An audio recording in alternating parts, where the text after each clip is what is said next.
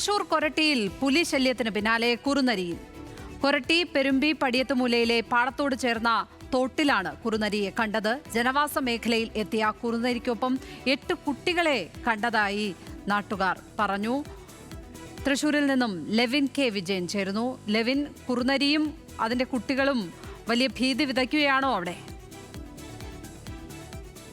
ലക്ഷ്മി, കഴിഞ്ഞ ദിവസം പുലി ശല്യം രൂക്ഷമായതിനെ തുടർന്ന് വനംവകുപ്പ് ക്യാമറകൾ സ്ഥാപിച്ചതും ഇപ്പോൾ പുലിയെ പിടികൂടാൻ കൂട് സ്ഥാപിക്കാൻ ഒരുങ്ങുന്നതും അതേ പ്രദേശത്ത് തന്നെയാണ് വീണ്ടും കുറുനരികൾ കൂടി എത്തിയിരിക്കുന്നതായി വിവരം ലഭിച്ചിരിക്കുന്നത്. പ്രദേശവാസികളാണ് ഇന്ന് കൊരട്ടി പെരുമ്പി പടിയത്തുമൂലയിലെ പാടത്തോട് ചേർന്ന തോടിന് സമീപം കുറുനരിയെയും കുട്ടികളെയും കണ്ടത്. 8 കുട്ടികളാണ് ഈ കുറുനരിക്കൊപ്പം ഉള്ളത്. മനുഷ്യന് ഉപദ്രവം ഉണ്ടാക്കുന്ന തരത്തിലുള്ള ഇത്തരം ജീവികൾ തന്നെയാണ് കുറുനരികളും.